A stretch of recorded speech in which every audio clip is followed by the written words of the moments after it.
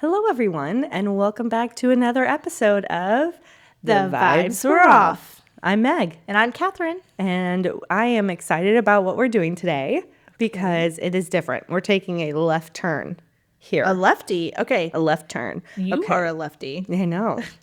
A lefty. See what I did there? Okay, and before we start this episode, I need to know what your feelings are about possessions and exorcisms. I'm so glad you asked. It is one of my favorite things. I love a possession. Okay. Like haunting, demons. So you are full in, you think people can get possessed? Oh, absolutely. 100%. Yeah. Okay. Also, my husband is Catholic, and that's kind of their thing. So They kind of like hone the market for exorcisms. the priest and exorcisms. Oh, can we talk about the Zach Bagans Museum? In Las Vegas? Yes. Okay, so I lived in Las Vegas for a little over a year for work, and we went to the infamous Zach Bagans like haunted museum. Mm-hmm. And it was like cool and kitschy in the beginning, right? And we were just like going through. And then we went into a certain room. I don't know if we want to give it away, but a certain room. And I was like, nope, there's a spirit here. And I got like lightheaded. She was very affected. And I had to leave the room. Yeah. I think somebody else in our group also. No, he passed out at the beginning. Oh, that's he right. was like hit the ground. Yeah. He hit a big dude. Very sensitive. Hit the ground. Well, and I feel like I am a little bit sensitive. I think I get that from grandma. Because, you know, she was very intuitive, very sensitive. And I think I have a little bit of that in me. And I felt, I was like, no, the energy was off. The vibe was off. The vibes were off in that room. The vibes were so off. And I was like, so much so that's like, I can't be in this room for another minute. Yeah. I remember. Because I was like, I'm going to hit the ground. Yeah. I got to go. And then nobody checked up on me for a while. I was in this like big open area, just like by myself, like trying not to pass out or throw up. And I was like, please God, help me. What was in that room? That was the rocking chair. Oh, the rocking. Yes. It was very creepy. It was, I've had a good time. I feel like they weren't trying to like intentionally scare you. There's no like jump scares. No. Or anything like that. It just. Vibes were off though. Like there was stuff in there for sure. Oh yeah. And then didn't we go right after that to the Dybbuk box? That was in there. Yeah. Yeah. That was. It might have been right after. That was, maybe it was like me sensing that was coming or something. Yeah. Because like a wave hit me out of nowhere. And I was like, I'm about to be possessed. I got to get out. Because wasn't the chair they used in the possession? Like exorcism? There was something about it, yes. Yeah. That's it. See? Yeah. So I'm right on in there. Okay, good. Okay, well, let's get in. I will tell you, I'm bringing you back pretty far in time. Ooh, okay. This probably won't be something that I do very often. I don't know, because I feel like it's hard to relate to stuff that happened in the 1600s. I love it. Okay, good. No, I love it. I love the old stuff. Okay, I know we were just talking about something that is like literally ongoing and happening, and now I'm like, okay, now let's go back. Just span the whole scope. Yeah. Okay. Perfect. So, in 1634, a Catholic priest was burned alive in the town square of Loudun. What? His crime: not murder, not treason, but making a pact with demons and possessing an entire coven of nuns. I mean, yeah. But I'd like to hear about the evidence. Okay, perfect. And it's been nearly 400 years, and historians are still asking, was this a case of demonic infestation? Or is this one of the most disturbing political executions in European history? I mean, crazy that it could be either. It's like the line is so thin. I'm going to let you be the judge. Okay. But this is the story of Urban Grandier. Okay. And the possessed nuns of Loudun. Ooh, the possessed nuns. I want a t-shirt that says, I am one of the possessed nuns. Perfect. We can make that for you. Yeah. Anybody wants some merch? You know, we'll get right on that. Yeah, people will definitely not have questions. No, but we're in the club. Yeah. Mm-hmm. If you know, you know. If you know, you know. Okay. Loudun, France was no ordinary town. It sat in a region of France still haunted by the memory of religious wars between Catholics and Protestants. So that's where we're at. Yeah. In France, the time. yes, yeah. There's still a big power struggle. The Catholics and the Protestants, tension was constant, and trust was fragile. Okay. And the authority, especially royal authority, was not always welcome. Interesting. Yes. Okay. So France was under the powerful influence of Cardinal Richelieu. Very French name. Yeah. And he was the chief minister to King Louis XIII. Okay. Okay. So Richelieu's mission was simple: centralize power and eliminate resistance. And Loudun, with... This sounds like a Transformers movie. Eliminate resistance. Eliminate resistance. Right. Well, they're trying to... The church are supposed to be welcoming everyone. They're supposed to, but they're trying to take power of this little town. And Loudun had fortified walls around it, and that was a problem for King Louis. So he wanted the walls taken down, and that was a problem for some people in Loudun, and that included Grandier. Oh, okay. Yes. Okay. So he's kind of on the wrong side of the royal authority in this town. Okay. Yeah. So, sorry, it's hitting things. Okay, so Grandier arrived in Loudun as a parish priest in the early 1600s, and he was everything people admired and everything that they feared. He was highly educated, a gifted speaker, strikingly handsome, and he was a little bit cocky. Like, he knew it. Yeah. That's what gets you in trouble. Yes. Wait, but he's a cardinal? No, he's a priest. Yeah, well, okay, so he's a priest, and you're coming in hot as a priest? Okay, maybe a little humility. I mean, maybe, yeah, right? Maybe in the 16... Well, it was odd. Yeah, it was odd. Okay. So people are already, like, demons. Well, a little bit. People are like, you're going to be trouble. Okay. Yeah.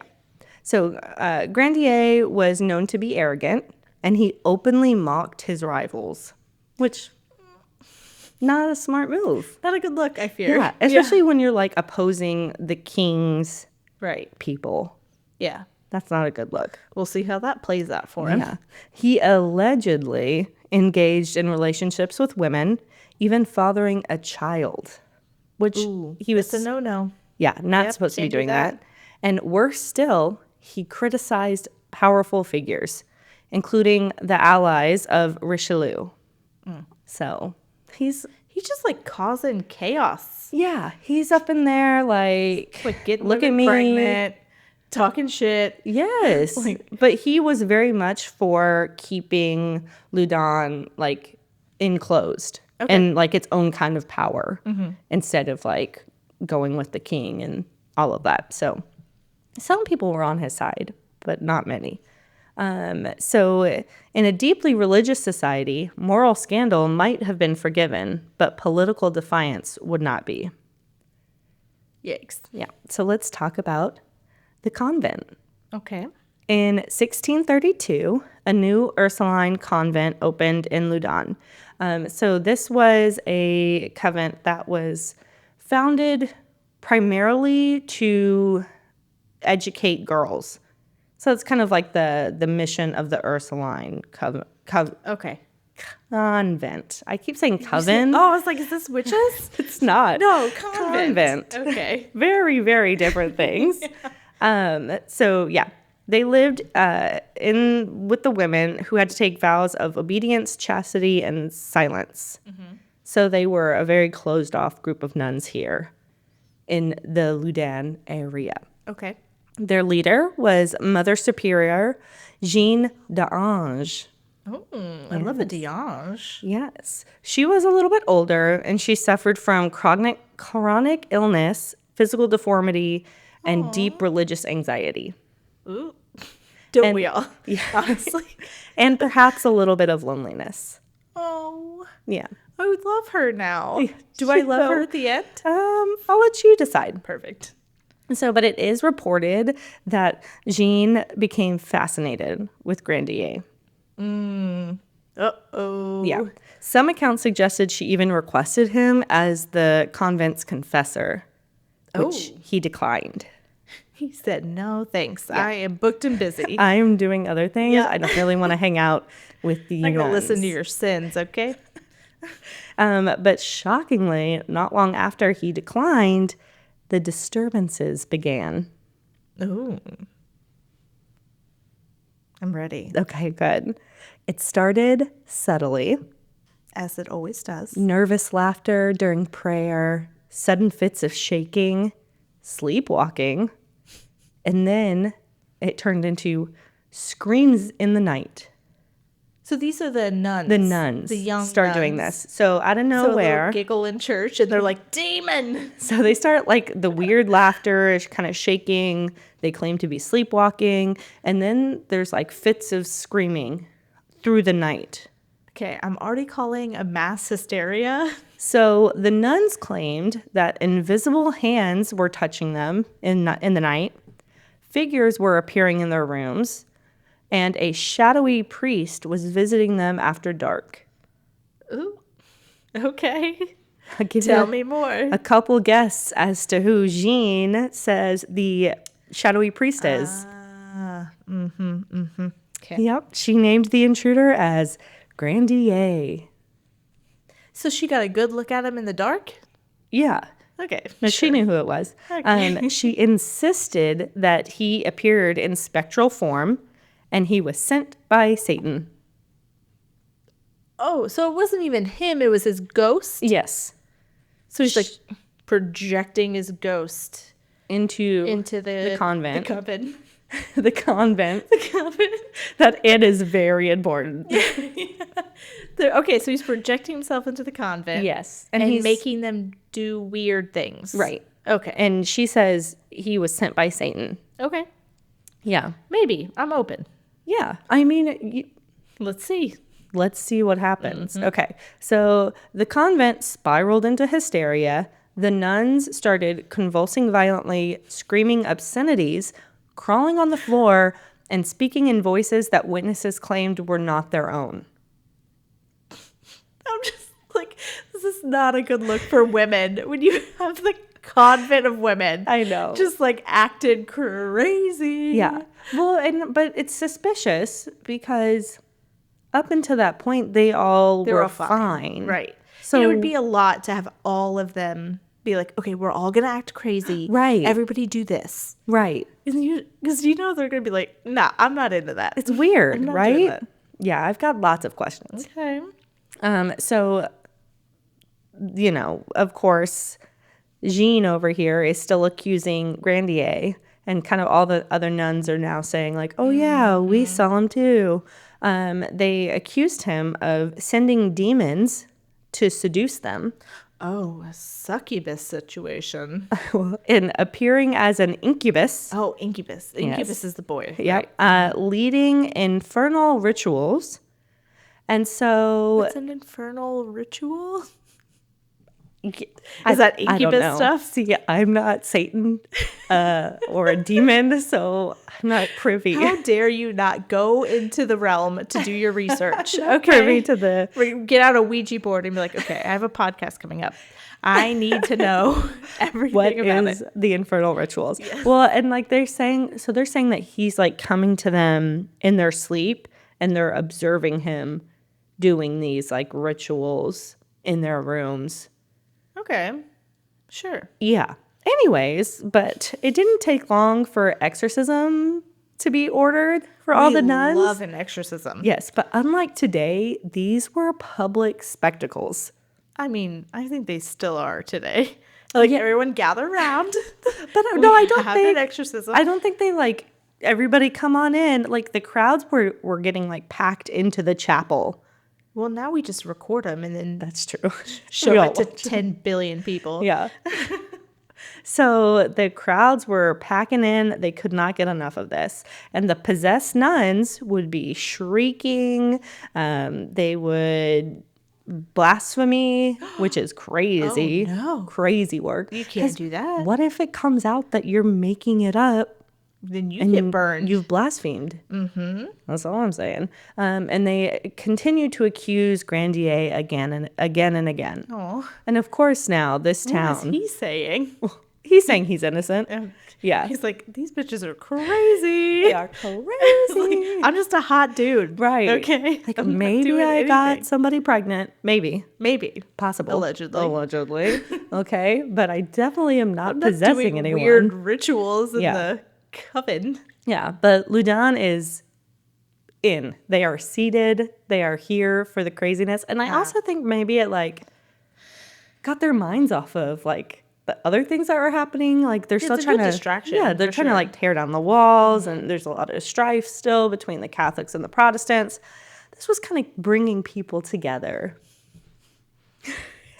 I love that. In a really terrible way. Yeah. But I'm not going to lie. I think we would both be we're there. Jamming ourselves We are in. into Like, this what's chapel. going on? Where are they? Yep. Wait, no. Wait, get her first. Yeah. She seems worse. She seems crazy. Right. Yeah. You want me to hold that one down? I got it. I hope that we would be skeptical. Like healthy. like a healthy skeptic. I feel like I'm a good judge of like I bet who's faking it. She's faking that. Yeah. Where's that show? Do you remember? It's Lie to Me. Where it was like the human, like the body of this small, like subtle signs that you can't really control. No. Like it was really cool because it was like, if you look to the left, it means you're lying. Or if you like tap your foot a certain amount of times, it means that you're anxious or something. Huh. Yeah, it was a big show. This. Yeah, but like I can read the body language. So I'm like, not that one. Not that one. No, but this one, hold her down. Get the holy water. I'd be running. Get the holy water. You know what I thought? What show I thought you were gonna bring up was that show, and it had like they would tell you like a few different stories, like crazy stories, and you would have to tell which one was the true one. Yeah, it was the scary one, right? Yes. And he was like, "Did you get it?" Yes. Nope. It wasn't that It was one. this. Yeah. Yeah, That's what I thought. Was that? I don't Somebody know. knows what that show's called. Yeah. Somebody tell us because that was a good one. Yeah. It's also got throwback to the Star Trek episode where we talked about that, but it's got the actor who plays William Riker. It's that guy who hosts Yes. Yeah. that show. I don't know if that helps. Somebody figure knows this out. what this is. Yes. Yeah. Tell us. That was a good show. Yeah. Okay, back to our story here. You know what? Sorry, get distracted. I was like, that was such a good show. Maybe we could do an episode like that. Ooh. And we'll tell some stories and we'll be like, which one is the lie? The lie, yeah. And see if I you like can figure that. it out. Or maybe we could do that as like a bonus episode. Ooh, would anybody like that as a bonus episode? Let us know. Yeah. Okay. So back to our story here. Grandier, was already in some hot water with the local officials. They didn't really like him. But now his enemies had something far more powerful than a rumor. They had divine justification. Mm-hmm. And in a France ruled by church and crown, nothing was more dangerous than being called the servant of Satan. That's what they called them? Uh-huh. A servant of Satan.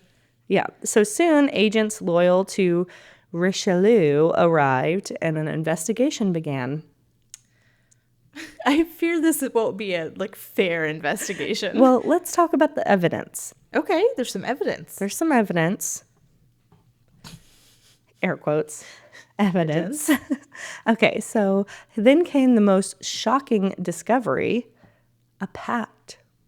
Allegedly signed by Grandier and several demons. In it promised him, this is real. The demons signing a piece of paper. This is real. There's an actual paper. Okay. I'll put it up when we tease the episode. Or when you do the little video. Yeah. We can put it.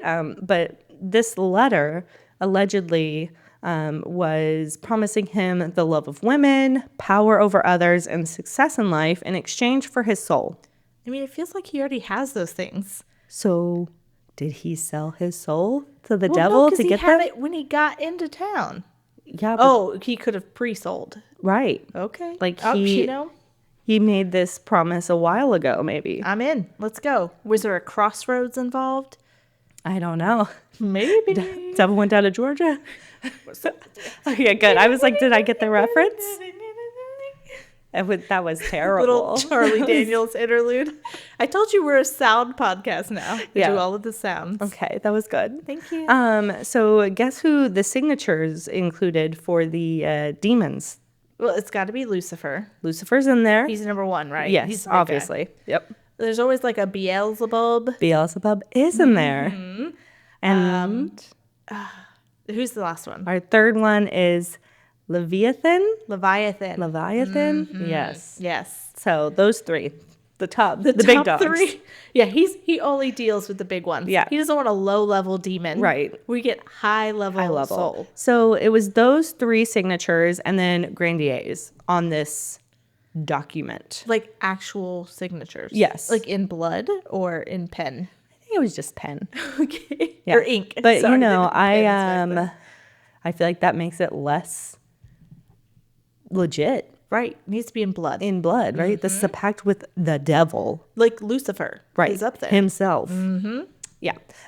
So now looking at it, we would think probably this document is absurd. Possible forgery, But in 1634, it was terrifyingly persuasive. Right. Well, because a lot of people didn't know how to read, right? Or write. Yeah. They were like, there's no way. They're like, oh, no, this is real. Yeah. So shockingly, or maybe not shockingly, Grandier was arrested. He denied everything. Right. Yeah. So the authorities decided to torture him. Till he, gave it up. That escalated so quickly. Quick, right? Like, did you do it? No. No. All right, cut his finger off and let's see if he did it. Yeah. Well, and you got to remember, I guess, like these guys were already trying to take him down. So, but to torture him, his legs were crushed in wooden devices. Is this like a misery situation? He was stretched. Ugh. Mm-hmm. Like horses? Like, I think like on a table. You know those like medieval. Oh, yeah, where they crank it. Yes. Mm-hmm. Have fun picturing that. And he also had like multiple bones broken. What? That's not they're trying to murder this guy. Yeah, right. That's not torture. But still, he did not confess. Oh, well, now I feel bad for him. Yeah. But meanwhile, the nuns' performances intensified. Shouldn't they be like diminishing since he's being tortured to death? Okay. So some claim to speak Latin, reveal the hidden sins of spectators. Oh, can you imagine? I love it. Like that bitch is sleeping with my boyfriend right there. These nuns were like, we're gonna take everybody down in here. I've been waiting for this. Yeah. She's sleeping with somebody else that's not her husband. That one stole my land. They were wild. But they were in the church where people confess their sins. That's true too. So they have all the tea. They might, yeah. But they also, it's interesting because they were like, in like, what do you call it? Like they were not really conversing with outside people. Like they were very isolated and shut. So it's strange a little bit. I don't know. I think this one's debunked. I don't know. They heard all of the sins. Maybe. And then they were like, time to call these people out. They would also react violently to holy objects. Oh, goodness. Yeah. Mm-hmm. And pretty much the line between faith and the theater disappeared. The jazz hands. Yeah. It was very... Look over here, Jesus. Very over the top here. Okay. I fear we would be really good in this coven. Right?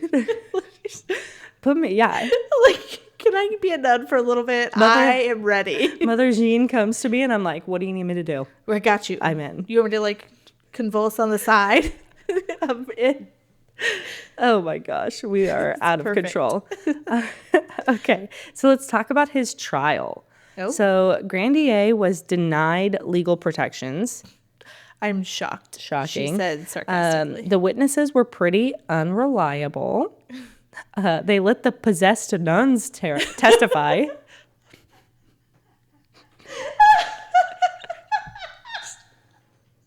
Take that in. I love that so. Give me on the stand. Give me on the stand. I'm ready. They're like speaking in like a demonic voice. Right. I was going to trying to do it. Don't even try. Yeah. Maybe that'll be part of the bonus episode. The possessed nuns testified, and so did the exorcists. Okay, so they've been doing exorcisms during this time. Okay. Yeah. Are they working? That doesn't seem to be. Okay. Okay. And they also let his political enemies testify against him. Which seems super fair. Right. What do they have to do with this? Right. It's like, hey, anybody who hates this guy, come on down. What was that? I don't know. I heard a noise. It scared me. She was so scared. This is why we can't do scary stories, because you're like, it was Satan coming for me. This is like such a ridiculous one too. Yeah. But I feel like it's so good still. Anyway, so I'm guessing you can guess what the verdict was. Guilty. Mm-hmm. On all counts. Yeah. So on August 18th, 1634, Grandier was taken to the square. He was offered mercy, confess, and they would strangle him before burning him. Oh my God. That doesn't seem like mercy. No. He refused, and witnesses said he declared his innocence until the end. Oh, well, dang, Meg. Yeah. The fire was lit, he died slowly, and Loudun watched. They all gathered around and watched him. This feels like maybe this area is Salem witch trials. Yeah. You know, like the hysteria was real. It was crazy. And they all gathered around to watch him go down. Okay. Even though they didn't really have any evidence that he had done anything wrong. Okay, but I want to know what happened after he's gone. Yeah. Well, I'm so glad you asked. So Grandier's death did not end the chaos. The nuns continued to convulse. So they continued to be possessed and keep on with their antics. But he was the guy. So what did they say when they were like, oh shit, they're still possessed? Well, they just kept doing exorcisms on him. Okay, sure. Years passed. Stop. Years. That is dedication to the craft. Right. But eventually, Jeanne d'Ange claimed out of nowhere she was cured. She just woke up one day. Oh, look just at that. Her or just everybody? her. Oh, she was like, I'm out. I got it. Yep. Well, she became famous. And started traveling around France displaying her supposed demonic scars. What? So basically stuff she had done to herself. Oh, geez. While she was possessed. I'm using a lot of air quotes. Yes, so many air quotes. Possessed. So she was like, hey, give me a penny and I'll let you look at my arm scar. Yeah, basically. Great. Yeah, so what really happened here? Yeah. I feel like I have an idea. Well, modern historians suggest it was either mass hysteria, maybe sexual repression, political manipulation, and psychological contagion. Yeah. Yep. Or all of the above, probably. Yeah. Grandier may have been guilty of arrogance, or maybe even scandal or defiance. But witchcraft, probably not. Nah. So the story of Loudun forces us to ask, when fear takes hold, when belief outweighs evidence, and when power needs an enemy, how easily can the truth be burned away? Ooh. That is, yes. Okay. I'm going to put that on a coaster. Thank you so much. The Devils of Loudun remains one of history's most haunting cases because the true terror here may not have been the demons, but how easily fear, faith, and power can turn accusation into execution. Yeah, that was quick. Do you know, how long was it from when he entered the town to when he was burned alive? I think it was only 2 years. Okay. Because that happened in 34, and I think he came, let me scroll back up here to the top. Get your clicky clacks. Get my clickety clacks. No, I think I said when he came. Oh, so I'm so sorry. We'll have to cut that out. No, we're leaving it in. This is an ASMR podcast. I'm so sorry, y'all. I'm going to find it. Oh, yeah. He came in 1632. Well, that's when the convent. What is wrong with me? I just want to be a convent. Yeah. The convent was opened in 1632. Okay. So just in 2 years. 2 year. Yeah. By Max, 2 years, yeah. They had all been possessed. And there was a trial and he burned. That's it. In the town square. Wow. Yeah. Yeah. But I think this one is really fascinating because I feel like it really is the basis for a lot of like the nun exorcist, like for a lot of like the movies we get now and like the scary stories we hear. I feel like this really laid the foundation for that. So I thought it was an interesting story to tell. And I also wanted to just kind of like talk about my sources here a little bit because the story of Loudun came from a mix of firsthand accounts and then like modern historical research. So the primary sources for this were the trial records for Urban Grandier and also from the writings of Mother Superior Jeanne d'Ange. So she wrote about a lot of this stuff. It survived that long? Wow. Yeah. And also the accounts of the Jesuit exorcist that worked with the nuns. So somebody directly involved with the exorcisms of the nuns. Did it say how many exorcisms he did? It does not say. Are we talking about like 4 or like 20? I think a lot more. Yeah. Yeah, a lot. Okay, jeez. And there's also a book that was written about this. It's a nonfiction book. So it's supposed to be like firsthand, like this is the real story as it happened. And that is called The Devils of Loudun by Aldous Huxley. Oh, okay. Yeah. And then there's also a movie, which I have not been able to watch. Why? I can't find it anywhere. Oh, okay. Not even on Tubi? No, it's nowhere. Reach out. Like I couldn't get it. I couldn't pay for it. I couldn't find it anywhere. So that's sketchy. Yeah, but it's called The Devils. And it's by, the director is Ken Russell. Okay. And it's a movie from 1971. But yeah, apparently, I don't know. Maybe it was like banned or something. I don't know. I can't find it anywhere. But I'm trying to watch it because it's supposed to be like pretty accurate to the book. Right. Okay. Of what happened. So obviously they add stuff in there and, but theatrical. Yeah, but I really want to see it because I'm just so interested in this story because I feel like you could get really caught up in right? Because it's just like the mass hysteria. Yeah, and you're also you're supposed to trust the church, like the priests and the nuns, and like those are the people you trust the most, right? So why would they lie? Why would they make up being possessed by Satan? Right. That's a wild thing crazy. To do. Yeah. Yeah. But it's also even more wild to me that like this Mother Superior Jeanne could have convinced all of these nuns to do this wild behavior. Yeah. I don't know. I think I feel like it could be easy because she's Mother Superior. That's true. But they made vows like to be blasphemous and to like that's true. Just some of the stuff that they did. Right. I feel like would be against. But it's like there was a show. I forget, it was like Bones or something. I love Bones. I love Bones. I wish they bring back Bones. Yes. Or maybe it was House, actually, now that I said that out loud. They were in a plane and one guy was sick. And then he was like, I don't feel good. And then like people started getting sick. Yes. Like, actually sick, vomiting, diarrhea, like dying. Even one of the doctors, like one of Dr. House's doctors. And then House, it was House. Yeah. House figured it out. He's like, no, this is just mass hysteria. But that's how easy it is. Right. And we talked about it in our Heaven's Gate episode. Yeah. Of like how easy it is with just the doctor's office of people standing up. Right. Like, oh, I got to stand up too. Yeah. That's true. People go along with it. It's pretty easy. Yeah. Especially if you don't have, 1600s, they don't have the psychology background. They can't read. They can't write.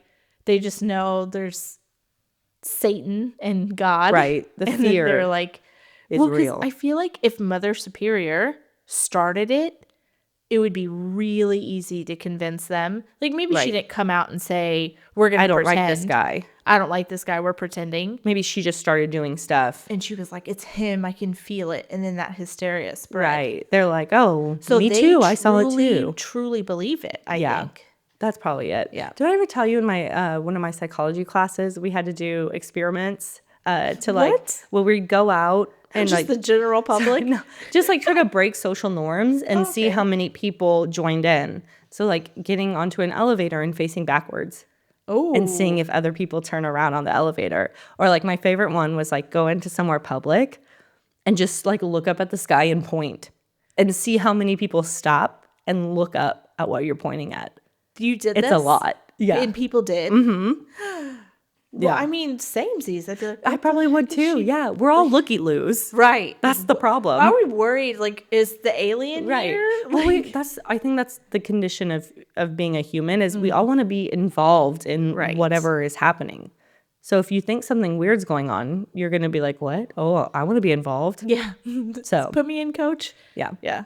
But anyways, that is the story of Urbain Grandier and the possessed nuns. I really like that story. Thank I you. really did. That was a good one. I was like, this is going back pretty far, but We're switching it up. I liked it. We give the whole spectrum and then like see what hits best. Tell us what you like. Yes. If you want more of these, if you're like, no, go back to true crime. We will get back to murder after. We got to put a little bit more murder get back in into here. it. But yeah. Yeah, but it makes me want to go do an investigation. Yes. I want to go to like a haunted place, spend the night. We did one in San Antonio, kind of, where We just could like, go back. We were in San Antonio at a haunted hotel, as most of them are, and there was a kid and his mom just doing ghost hunting right outside of our room. It was actually adorable. And we were like, hey, something weird happened in our room. We did have, we'll save that for another time. See if there's someone in here, and We did have some activity. Some activity. We'll tell you about it later. Yeah. Well, the vibes might have been off in this story, But the vibes are always on here with us. Love ya. Bye. Listen to us on Spotify, Apple Podcast, or YouTube. You can also find us on Instagram at The Vibes Were Off, TikTok at The Vibes Were Off Podcast, or good old-fashioned email at thevibeswereoff@gmail.com.